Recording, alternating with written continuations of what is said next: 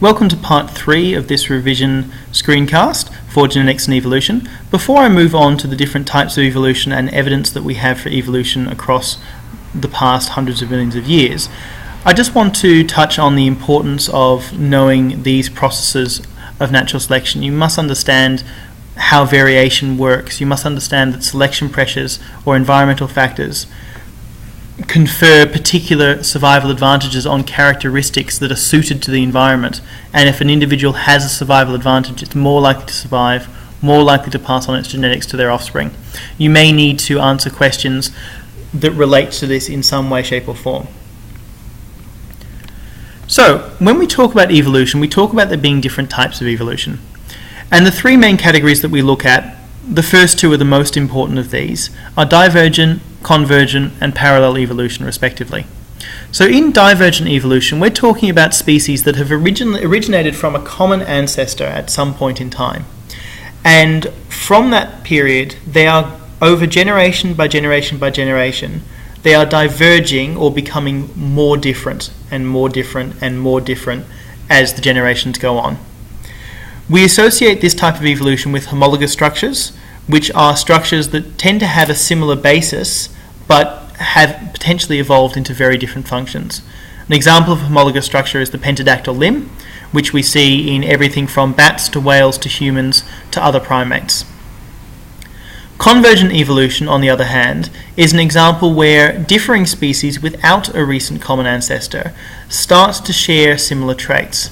And this may be due to a similar selection pressure or due to a similar environment, but often they'll come about these similar traits in different ways. So we might see convergent evolution resulting in what we call analogous structures, which are where we have different structures with very similar functions. For example, we may have a bat's wing versus a butterfly's wing. Both of those types of wings allow the organism to fly, but they do so in very different ways. The bat's wing comes from the pentadactyl limb, whereas the butterfly's wing is completely different to that. The third one, which honestly is the least important of the three in terms of what we're looking at, is parallel evolution. This is where we have species that are evolving similar characteristics independent from one another. So an example of this would be looking at ground-dwelling marsupials in Australia. So if you look at kangaroos and wombats and so forth, they all have pouches within which their young can seek shelter and protection. But if you look at ground-dwelling marsupials, such as wombats and so forth, a lot of those have developed pouches that are reversed and face backwards, which protects the young more from sand and so forth. Each of those organisms that have developed those pouches have developed the backward-facing pouch independently of each other. But it's a similar style of solution developed on their own over a similar time scale, and therefore it's an example of parallel evolution.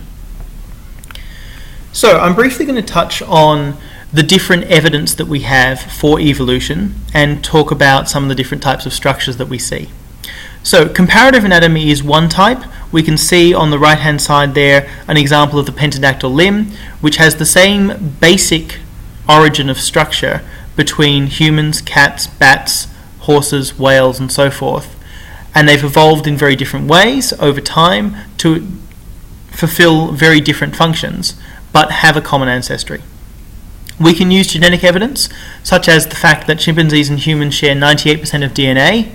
We can assess from that we share a common ancestor, and gradually our DNA has been changing over the course of millions of years. The higher the percentage of DNA that we share in common, the more recently we've diverged from a common ancestor. In the case of chimpanzees and humans, it's about 5 to 6 million years, we estimate, since that common ancestor was diverged from. The second two examples of evidence of evolution are biogeography, which is where we look at the distribution of species across the planet and compare that to where those particular land masses were located over the course of history. For example, we can see with a type of bird called ratites, common examples of which these days include ostriches, emus, kiwi birds, and so forth, which live in a variety of different locations, Africa, Australia, New Zealand. We can see that there's very significant similarities and homologous structures between those organisms, and we know that New Zealand and Australia and Africa were all part of Pangaea if we go back 150 million years. So we can see that there was a common ancestor for each of these species, and they're an example of divergent evolution. The last example that we have of the evidence of evolution is the fossil record. And we would have discussed this in class. You may have seen the image that I have on the right-hand side of the slide there of early horses through to the modern horse and the development of the pentadactyl limb throughout history amongst these horses. A fossil is a mineralized copy of the skeleton of an organism or the carapace of an organism, and we can see from that what structure were involved in the organism, what they looked like, and so forth, and then we can also then make assumptions on or comparisons between those organisms and ones that live today and see evolutionary history.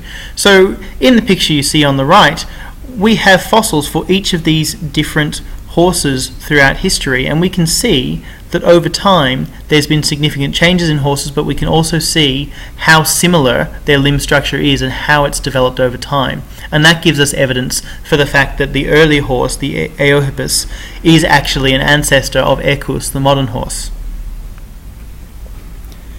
So to sum up the different types of structures that we have when we're talking about evolution, we have analogous structures which are different but similar, which have developed independently to suit a similar function, like bats' wings, butterflies' wings, sugar gliders' flaps of skin versus a flying squirrel's flap of skin, and so forth. You'll often see these involved in convergent evolution.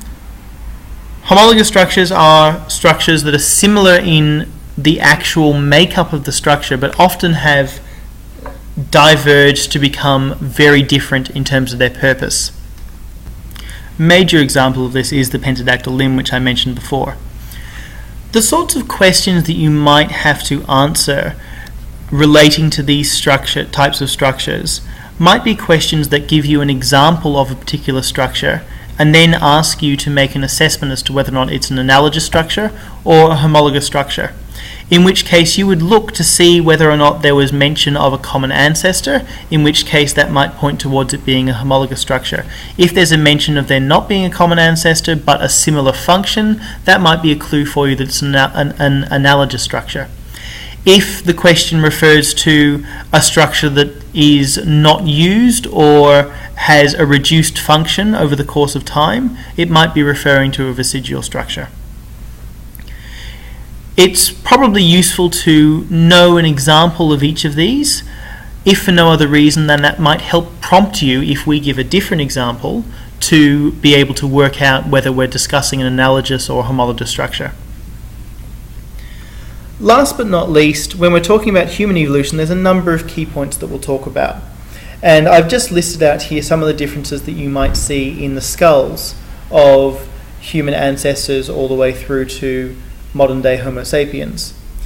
And what you can see when you look at the fossil timeline, essentially this is a summary of the fossil record of human skulls over time, is that as you go from older species of hominid to more modern species of hominid, the brow ridges that you see in the skull gradually become less and less prominent over time. So whereas very early hominids had very prominent brow ridges that stood out from their skull and are very evident when you look at the skull, if you look at Homo sapiens, look at your own face, you'll see that your forehead folds straight into your brow and straight down your face. Okay, and the brow ridge is not very prominent at all. Also, over time, we've seen the brain case size increase amongst species. So if you come across a smaller brain capacity, that will tend to tell you that it's an older species.